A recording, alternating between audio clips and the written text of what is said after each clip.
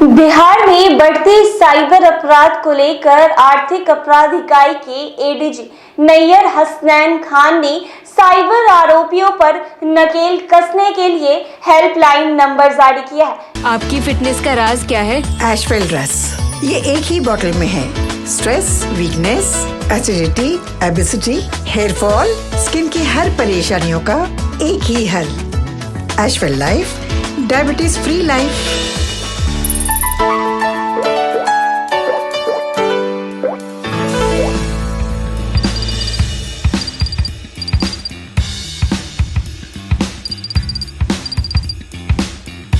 Helpline number 1930 का इंतजाम किया है जो 24 घंटे कार्य करती रहेगी। जो जनता शिकायतें दर्ज करेंगे जिसमें 24 घंटा पुलिस कर्मी और पुलिस पदाधिकारी तैनात रहेंगे। इसके लिए 170 पुलिस कर्मियों को प्रशिक्षण दिया गया है, जिसमें से 6 इंस्पेक्टर, 15 सब इंस्पेक्टर और 40 महिला सिपाही की तैनाती की गई है। बता दें कि साथ ही आर्थिक अपराध से पीड़ित लोगों के लिए ऑनलाइन फॉर्म भरने में जो भी कठिनाई होती थी उस कठिनाई से निजात भी मिलेगी। बता दें आपको कि इसके लिए ड्यूटी पर तैनात पुलिस कर्मी ऑनलाइन फॉर्म भरेंगे। इससे लोगों का सारा समस्या खत्म हो जाएगा। और बता दें आपको कि क्या कुछ कह रहे हैं नैयर हसनैन खान, वो सुने आप लोग। हम लोग शुरू करें।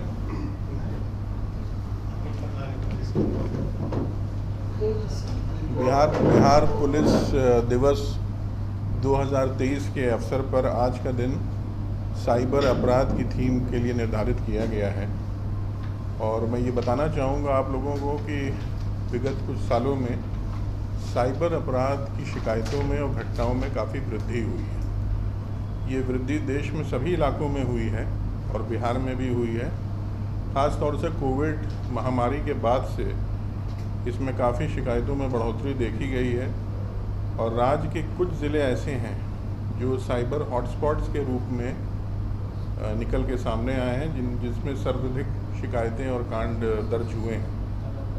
और ये शुरू में जामताड़ा जो झारखंड में एक जगह है उसके मॉड्यूल से प्रभावित थे और अधिकतर शिकायतें जो इसमें आती थीं वो जनरली लोगों के मोबाइल फ़ोन में एटीएम उनके डिटेल्स कॉपी कर लेना या ओटीपी देकर उसको हैक कर लेना और उसके माध्यम से लोगों की जो जमा राशि होती थी बैंकों में उसको धोखाधड़ी करके उस पैसे को अवैध निकासी के रूप में कर लेना। उसके अलावा भी कुछ इस तरह के ऐप्स थे जिनका मोबाइल फ़ोन के ज़रिए उसमें ऑनलाइन परचेज़ हो सकती है। ऐसे ऐप्स का भी गलत इस्तेमाल किया जाता था। उनके ओटीपी नंबर्स पर भी हैक करते हुए लोगों को प्रलोभन देकर कभी कभी और कभी कभी झांसा देकर वो डिटेल्स उनसे ऐसे अपराधकर्मी जो थे वो ले लेते थे और उसके ज़रिए उनके नाम पर उनके अकाउंट से पैसा ट्रांसफ़र होता था और वो ऑनलाइन परचेज़ भी कर लेते थे।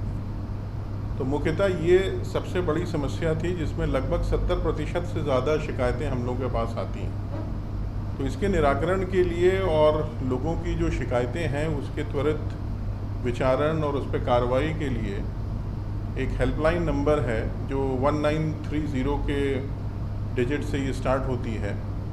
ये व्यवस्था पहले से भी लागू है मगर इसको 26 तारीख से हम लोग रिवैम्प करके पूरी तरह से कारगर करेंगे और ये 24 घंटा कार्यरत रहेगी। इसके लिए आर्थिक अपराध इकाई के जो साइबर सेल है उसमें एक विशेष सेल का गठन किया गया है।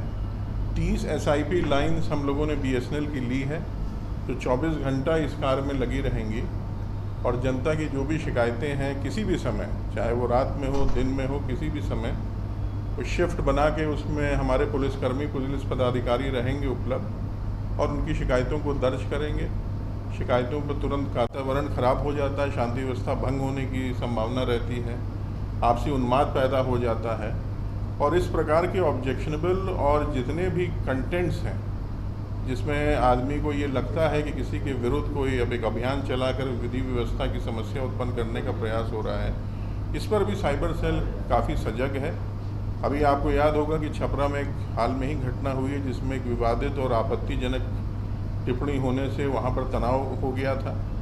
उसमें हम लोगों ने 4 घंटे के अंदर उस विवादित पोस्ट को ट्विटर से डिलीट करवाया, दोषी व्यक्ति का पता करा गया, उसके डिटेल्स निकाले गए, उनके विरुद्ध एफआईआर हुई है और आगे कानूनी कार्रवाई ज़िला पुलिस कर रही है। तो ऐसे जो भी व्यक्ति हैं जो सोशल मीडिया का दुरुपयोग करते हैं, विवादित, आपत्तिजनक या किसी भी तरह के ऑब्जेक्शनेबल पिक्चर्स, पोस्ट, फोटोग्राफ्स डालकर, उनके विरुद्ध भी बहुत सख्त कानूनी कार्रवाई करने का प्रावधान है और उसके लिए हम लोग सजग हैं।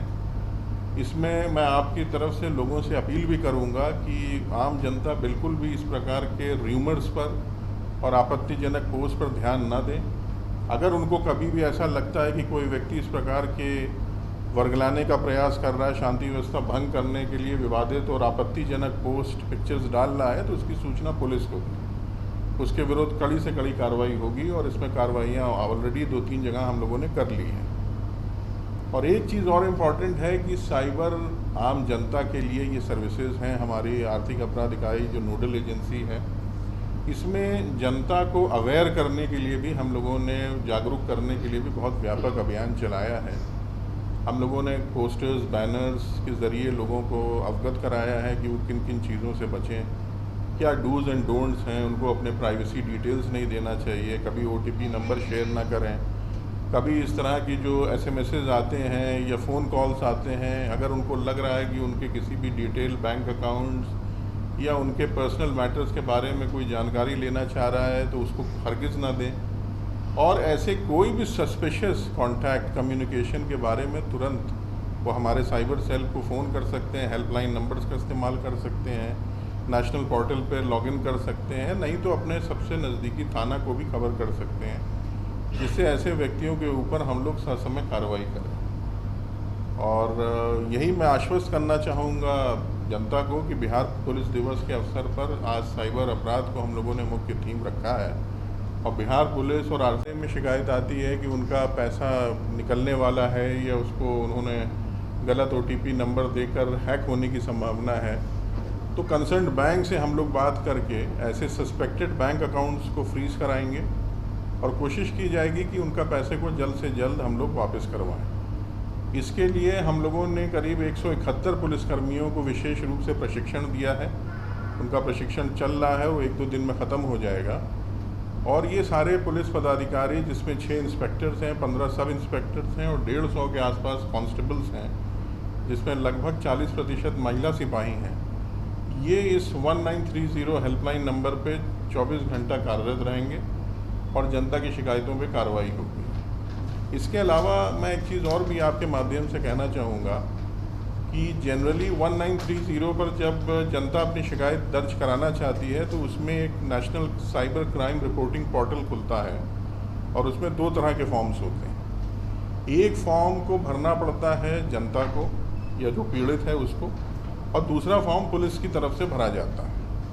तो ये भी हम लोगों ने अपने एक्सपीरियंस से देखा है कि बहुत से लोग सुदूर इलाके के होते हैं, गांव के होते हैं, बुज़ुर्ग होते हैं, महिलाएं होती हैं, जिनको ये ई-फॉर्म भरने में काफ़ी कठिनाई होती है। ऐसे ये फॉर्म बड़ा ही कंज्यूमर फ्रेंडली है और आपके मोबाइल पर भी आप अगर इसको डाउनलोड करेंगे तो तुरंत भरा जा सकता है। तो 1930 की जो हम लोगों ने हेल्पलाइन रखी है, इसमें इसका भी ख्याल रखा है कि अगर किसी भी पीड़ित को इस फॉर्म को भरने में कठिनाई है तो उनके लिए हमारे पुलिसकर्मी उनकी तरफ से वो फॉर्म भरेंगे और फॉर्म भरने के बाद उसको वो जमा कर देंगे ऑनलाइन, उस पर वो ट्रांसफ़र हो जाएगा।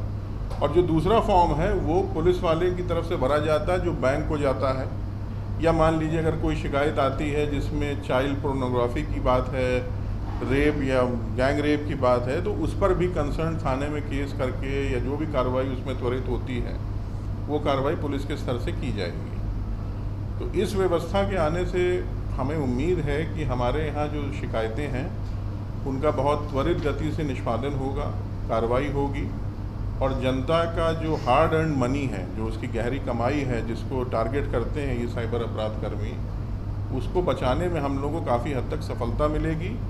और सबसे बड़ी बात यह है कि जनता की जो एक जनरल शिकायत है कि वो कहीं जाते हैं तो दरख्वास्त दर्ज नहीं होती है और आप जानते हैं कि इसमें गोल्डन टाइम पीरियड होता है। अगर हमें शिकायत 1 से 2 घंटे के मगर जनरली ये होता है कि लोग भटकते हैं और वो जाते हैं बाहर, 1-2 दिन के बाद जब वो शिकायत आती है तो उसमें फिर उस पैसे को रिट्रीव करने में सिस्टम में हमें परेशानी होती है।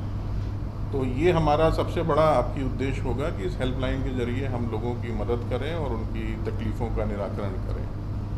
दूसरा पॉइंट जो मैं आपको बताना चाहता हूँ कि हमारे यहाँ साइबर अपराध के विरुद्ध जो कार्रवाई होती है उसमें हमारे 74 साइबर सोशल मीडिया टीम्स हैं, साइबर सेल की सोशल मीडिया यूनिट्स हैं जो हर ज़िले में पदस्थापित हैं। 7 यूनिट्स हमारे यहाँ आर्थिक अपराध इकाई में है और एक यूनिट हर ज़िले में कार्य कर रही है। इसमें 10 सदस्य हैं जिसमें इंस्पेक्टर इंचार्ज होते हैं, उनके साथ सब इंस्पेक्टर्स हैं, डेटा एंट्री ऑपरेटर्स हैं, प्रोग्रामर्स हैं और ट्रेंड पर्सनल होते हैं। तो ये हर ज़िले में साइबर अपराध से संबंधित मामलों में ज़िला पुलिस को एक विशेषज्ञ राय देते हैं, तकनीकी सहायता देते हैं और कांडों के अनुसंधान में भी मदद करते हैं। तो इन टीम्स को और विकसित किया जा रहा है। इनको अब सभी जगह पर एक वाहन भी उपलब्ध करा दिया गया है और इसके सशक्त होने से इसमें और एडवांस रूप इनका आएगा सामने। तो इससे ज़िला स्तर पर भी जो कार्रवाइयाँ हैं, जो अपराध के विरुद्ध कार्रवाई चल रही है, उसमें तेज़ी आएगी। इसके अलावा हमारे यहाँ एक central cyber crime forensic laboratory और ट्रेनिंग सेंटर का भी निर्माण हुआ है और वो पूरी तरह कार्यरत है। ये cyber crime protection against women and children एक प्रोग्राम है भारत सरकार का, उसके तहत इसकी स्थापना हुई है जिसमें 2.30 करोड़ की लागत से ये बिल्डिंग बनी है। इसमें हार्डवेयर और सॉफ्टवेयर सारे हैं, टेक्नीशियंस हैं, एक्सपर्ट्स हैं और इनका बेसिकली काम होता है कि ये जो भी हमारे पास डिजिटल एविडेंस आती है, यानी अगर किसी जगह से कोई सीज़र होता है या कोई टेक्निकल उनको स्पेसिफिकेशन चाहिए साइबर अपराध से जुड़ी चीज़ों का, उसकी जांच होती है और उसका तुरंत उनको ज़िला को या कंसर्न एजेंसी को हम लोग प्रोवाइड करते हैं। और साथ ही साथ ट्रेनिंग सेंटर्स के रूप में भी लोगों को ट्रेनिंग देने का काम ये सेंटर कर रहा है। अभी तक हम लोगों ने 651 थाना अध्यक्ष स्तर के पदाधिकारियों को ट्रेनिंग दी है, 1881 कुल पुलिस अफसरों को दिया गया है, 201 जुडिशल ऑफिसर्स को ट्रेनिंग दी गई है और 190 के आसपास हम लोगों ने पब्लिक प्रोसिक्यूटर्स को ट्रेनिंग दी है जो ज़िले में साइबर से रिलेटेड केसेस को देख रहे हैं, उसका विचारण में मदद कर रहे हैं। चौथा पॉइंट हमारा ये है कि आपने जनरली देखा होगा कि बहुत से लोग साइबर क्राइम या साइबर का गलत इस्तेमाल करके कंप्यूटर्स का, टेक्नोलॉजी का आपत्तिजनक या देखिए साइबर के बारे में मैंने आपको बताया कि कोविड के बाद से इसमें काफ़ी ज़्यादा शिकायतें बढ़ी हैं और जो हमारा NCRP का जो पोर्टल है उसमें पिछले वर्ष हमारे यहाँ करीब 2400 केसेस दर्ज हुए थे। उसकी तुलना में 2021 में 1560 केसेस थे। मगर इसमें शिकायतें काफ़ी आती हैं। बहुत से लोग इस तरह के मामलों में जो समय पे हमें बता देते हैं उसमें निराकरण भी होता है, मगर दर्ज कांडों की संख्या में भी वृद्धि हुई है। बिहार का कौन सा जिला हॉटस्पॉट? बिहार के देखिए अभी तक जो मेन हॉटस्पॉट्स हैं वो 5 ज़िले हैं, जिसमें नवादा है, नालंदा है, गया है, शेखपुरा है, पटना है और जमुई है। इसके अलावा भी कुछ अभी हम लोगों ने निकट भविष्य में देखा है कि बेतिया, मोतिहारी, मधुबनी से भी शिकायतें बढ़ी हैं, मुजफ्फरपुर से भी 1-2 जगह से शिकायतें आई हैं, तो वो हमारे टारगेट पे हैं। मगर ये 5 ज़िले तो हमारे सबसे अधिक प्रभावित हैं और ये हमारे हॉटस्पॉट डिस्ट्रिक्ट्स हैं। सर अभी तो गोंदिया में जो गैंग पकड़ा गया था, जो रजिस्ट्री के कागज थे, वो किस तरह से काम कर रहा था? देखिए वो भी साइबर में एक नया हम लोगों को भी बड़ा ये सेंसेशनल मामला था, क्योंकि इन लोगों ने जो रजिस्ट्री के डीड पेपर्स होते हैं इसको प्रोक्योर कर लिया था और उसको वहाँ से दस्तखत और अंगूठे की छाप लेकर उसका इन्होंने एक तरह से क्लोनिंग करने के बाद उनके नाम पर इन्होंने काफ़ी धोखाधड़ी किया और काफ़ी इलीगल ट्रांजैक्शंस किए। तो ये बड़ा चिंता का विषय है। इसमें 2 चीज़ पे हम लोग अभी अनुसंधान में देख रहे हैं। देखिए पहली चीज़ होती है कि किसी के बायोमीट्रिक डिटेल्स को कॉपी करना, फेक करना आसान काम नहीं है, ये बहुत मुश्किल काम है। दूसरा ये है कि साहब उनको ये डिटेल्स आखिर मिले कैसे, सरकारी डॉक्यूमेंट्स की उनके हाथ में कहाँ से ये पहुँचे हैं। तो इसमें कहीं ना कहीं हम लोग को लगता है कि कुछ लोकल एलिमेंट्स का भी इन्वॉल्वमेंट है जो साइबर अपराधियों के साथ थे। और नंबर्स के साथ साथ बैंक की भी इसमें हम लोग उनको भी गाइड कर रहे हैं, उनसे बात भी कर रहे हैं कि बायोमेट्रिक डिटेल्स पर उनको कुछ और सेफगार्ड्स करने की ज़रूरत है, क्योंकि इस तरह के मामले देखिए मैंने जैसे बताया कि साइबर अपराध एक ऐसा अपराध है जिसकी कोई सीमा नहीं है, जिसका कोई समय नहीं, कोई भी व्यक्ति कहीं से भी बैठकर किसी भी समय अपराध कर सकता है। उसको एक लैपटॉप, एक मोबाइल फ़ोन की ज़रूरत है, डिटेल्स उसके पास हो तो वो कर सकता है। तो ऐसी चुनौती में हम सब लोगों को, यानी जितनी एजेंसीज उन सब को बहुत सजग होना होगा और अपने सेफगार्ड्स को डे बाय डे इम्प्रूव करना होगा। हमारे चेक्स और बैलेंसेस जो होते हैं, हमारी स्क्रूटनी के जो मेथड्स हैं उसको रखना होगा और लोगों को भी इसमें अवेयर करना होगा कि वो संपर्क में रहें। अगर कहीं उनको लगा कि CCSMU जो अभी काम कर रही है इसी को विकसित करके इसमें ये फाइनल स्टेजेस में है विचार, और मुझे लगता है निकट भविष्य में इसमें कोई निर्णय होगा। सर, साइबर से जुड़े हुए कई बातें हो गई, लेकिन आर्थिक अपराध इकाई के पास कई अधिकारियों पर जो कार्रवाई की थी, रेड की थी और कई चीजें आज की मुझे लगता है साइबर ही थीम है। हम लोग फिर बैठेंगे। EOU जो है वो दायर कर पा रही है, क्यों उसमें सटीकता है? अधिकारियों को गिरफ्तार कर लेती है, कार्रवाई कर लेती है, छुपवारी कर लेती है, लेकिन आगे के प्रोसेस में EOU के हाथ जो है वो ढीले क्यों हो जाए? कुछ एटलीस्ट पर सर अभी तक छापेमारी भी नहीं हुई है। देखिए, मैं आपको वैसे तो ये आउट ऑफ कॉन्टेक्स्ट है, यहाँ पर इस चीज़ का विषय नहीं है, मगर मैं आपको ये बताऊंगा कि कहीं कोई शिथिलता नहीं है। PC एक्ट एक डिफरेंट एक्ट है और इसमें इन्वेस्टिगेशन में हमें बहुत सी चीज़ें इकट्ठा करनी पड़ती हैं। छापामारी करना भी कोई हमारे लिए ड्यूटी बाउंड नहीं है, कोई मैंडेटरी प्रोविज़न नहीं है। अगर हमारे इन्वेस्टिगेशन में हम उसका इलीगली अर्न मनी शो कर सकते हैं अपने वेरिफिकेशन और प्रिलिमिनरी इंक्वायरी के ज़रिए, तो वो सफिशेंट प्रूफ है। और दूसरा, आपने देखा है कि अभी तक इतनी हम लोगों ने जो कार्रवाइयाँ करी हैं करप्ट पब्लिक सर्वेंट्स के विरुद्ध, तो लोग इतना अब चौकन्ने हो गए हैं। मैं ये तो दावा नहीं कर रहा हूँ कि करप्शन पूरी तरह हमने ख़त्म कर दिया है, मगर हाँ, जो इस प्रैक्टिसेस में हैं वो चौकन्ने ज़रूर हो गए हैं। और आप देखिए कि आप किसी के यहाँ आपको घर में इतनी राशि या इतना जेवरात नहीं मिलते हैं जो पहले हम लोगों ने शुरू में किया था। मगर ये है कि इन केसेस में समय लगता है, और इस हिसाब से मैं आपको बताऊंगा कि विशेष निगरानी इकाई ने पिछले साल 2 केसेस में चार्जशीट किया है। प्रोसिक्यूशन सैंक्शन के लिए हम जल्दी 1-2 और केस में मूव कर रहे हैं। आर्थिक अपराध इकाई में भी 2 तरह के केसेस हुए थे। एक बालू से संबंधित जाँच के थे जिसमें प्रशासनिक और कानूनी दोनों कार्रवाई चल रही है। बहुत से मामले भी जाँच में हैं, तो उसमें थोड़ा समय लगता है क्योंकि डिटेल्स हमें लेने में समय लगता है। और हमारा एक ही देखिए है कि हम बहुत ही ट्रांसपेरेंट तरीके से हमारी एजेंसीज काम कर रही हैं। समय लग सकता है, मगर जो भी होगा वो पूर्णतः न्यायसंगत होगा। सर, लेकिन इसमें भी कन्विक्शन रेट बहुत खराब है सर, 1% के बाद। कन्विक्शन हमारी चिंता ज़रूर है, ये बात आपकी सही है, और इसमें सुधार करना होगा। इसके लिए हम लोगों को मेहनत और करनी है। सर, कौन साइड पे कब से वो कुछ लग सकता है कि युवा काफ़ी भटक रहे हैं? नहीं, इसी के लिए मैंने आपको राजधानी है, तो यहाँ जनरली शिकायतें आती हैं क्योंकि यहाँ की जनसंख्या ज़्यादा है, मगर अगर केस की आप तुलना करेंगे तो नालंदा में ज़्यादा है।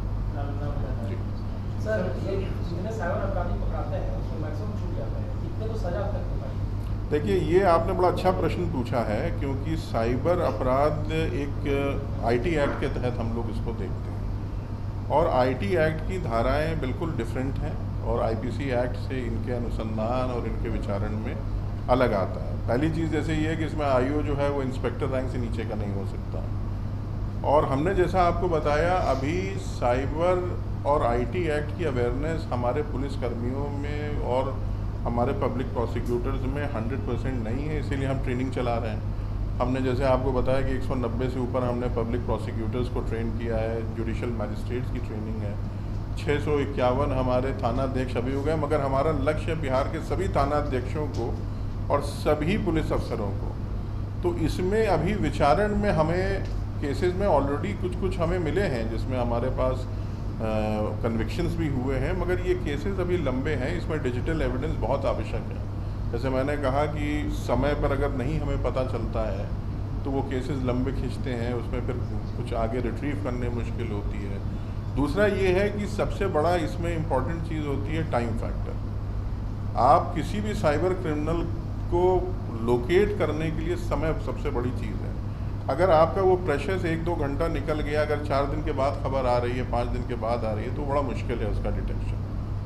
फिर भी इस पर हम लोग प्रयास कर रहे हैं और मुझे लगता है कि जिस तरह से ट्रेनिंग और हमारे अवेयरनेस ड्राइव चल रही है हम लोग कर लेंगे इसको। साइबर पुलिस स्टेशन का ही प्रपोजल है, वो केस अभी हम लोग देख रहे हैं, उसमें कार्रवाई चलेगी। तो यहाँ जो बिहार में साइबर नेटवर्क चल रहा है जामताड़ा से वहाँ से ट्रेनर आ रहे हैं, इसमें जामताड़ा का नाम आया है, बाकी केसेस में क्या नवादा में वहीं से ट्रेनर आ रहे हैं कि कहीं दूसरे? नहीं, देखिए जो हमारे यहाँ जो मॉड्यूल था वो जामताड़ा का इसलिए कहा गया था क्योंकि जामताड़ा एक ऐसा हॉटस्पॉट डेवलप हुआ झारखंड में जिसने एक्सपर्टीज़ हासिल करी बैंक से पैसा धोखाधड़ी और प्रलोभन देके लोगों से कमाने का। मुख्यतः यही चीज़ बिहार में देखी गई और क्योंकि मैंने जैसा आपको बताया कि जो हमारे हॉटस्पॉट डिस्ट्रिक्ट्स हैं वो झारखंड सीमा से नज़दीक के ज़िले थे, तो इसमें बहुत से ऐसे अपराधी थे जो वहाँ से यहाँ आए या यहाँ से वहाँ जाकर उन्होंने उसी तरह की चीज़ों को अपनाया। बल्कि नवादा में अभी पिछले 6 महीना पहले भी हम लोगों ने एक जॉइंट रेड किया था जिसमें काफ़ी अपराधी अरेस्ट हुए थे और उसमें झारखंड साइड के भी क्रिमिनल्स थे जो वहाँ वांटेड थे। तो इनका कहीं ना कहीं से तो तार मिले हुए थे, मगर ये ज़रूर है कि ये मॉड्यूल हमेशा और ये लोग डेवलप करते जा रहे हैं, इसमें नई नई चीज़ें, जैसे अभी आपने पूर्णिया वाला केस कहा, ये अपने आप में पहला केस था। तो इस तरह की चुनौतियां हैं जिसके लिए हम लोगों को पूरी तरह हम सजग भी हैं, उसको देख भी रहे हैं। सर सबसे ज़्यादा पटना से भी एक सुल्तान उस्मान खान ने एक वीडियो पोस्ट किया था फेसबुक पे जिसमें देशद्रोह से जुड़े हुए मामले थे, उसकी गिरफ्तारी हुई क्या? उस मामले को यूयू ने दर्ज किया क्या और नहीं तो क्यों? नहीं, देखिए हमारे पास जो भी इंफॉर्मेशन ज़िले से आएगी उस पर तुरंत कार्रवाई होती है। मुझे जहाँ तक याद पड़ रहा है इस मामले में भी हमने कार्रवाई का निर्देश दिया था। कार्रवाई देखिए 2 तरह से हो सकती है।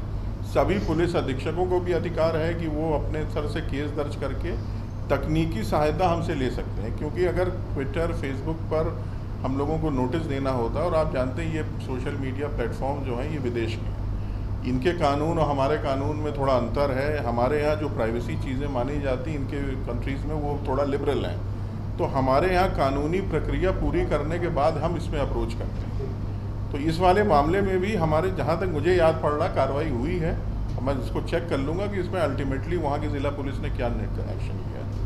Thank you. आप सभी कृपया जलपान तरफ से कोई प्रयास नहीं छोड़ेंगे कि जनता की शिकायतें, जनता की जो परेशानियाँ हैं साइबर के क्षेत्र में, उसमें उनको कोई उसका दुरुपयोग करके, उनको इस तरह से धोखाधड़ी करके उनकी हार्ड एंड मनी, उनकी गहरी कमाई को ले सके।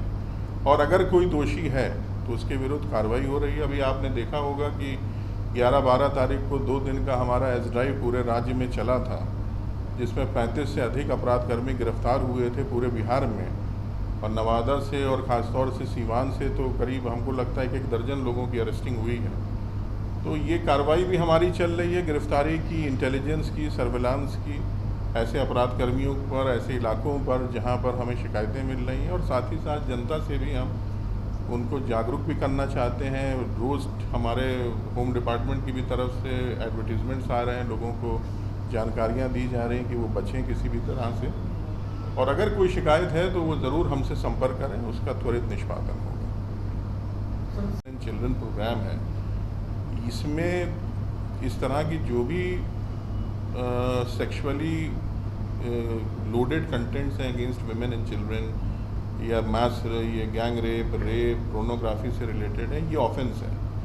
और इसमें अगर साइबर और सोशल मीडिया का उपयोग होता है, यानी अगर किसी के फेसबुक पे आप कोई ऑब्जेक्शनेबल पोस्ट कर रहे हैं, फ़ोटो कर रहे हैं, या इवन सेक्सटॉर्शन के बहुत से मामले आए थे जिसमें बहुत से लोगों ने शिकायत किया था कि उनको फ़ोन आता है और उसके बाद सडनली कोई एक अश्लील महिला का उसमें एक चित्र आ जाता है। तो इन पर हम लोगों ने FIR की है, कार्रवाई की है और इसको ट्रेस भी किया है। बल्कि मैं आपको बताऊंगा कि सेक्सटॉर्शन के मामले में हमने राजस्थान से 2-3 लोगों को अरेस्ट किया था जो उस गैंग को ऑपरेट कर रहे थे वहाँ से, और उसमें लोग जेल भी गए। तो ये बहुत गंभीर विषय है और इस पर काफ़ी हम लोग सजग हैं, कार्रवाइयाँ इसमें त्वरित होती हैं। एक सवाल सर, आपने छपरे के मामले का हवाला दिया कि हमने 4 घंटे। तो आपने सुना इन्होंने क्या कुछ कहा है। ऐसे ही तमाम अपडेट्स के लिए बने रहें NBC 24 पर।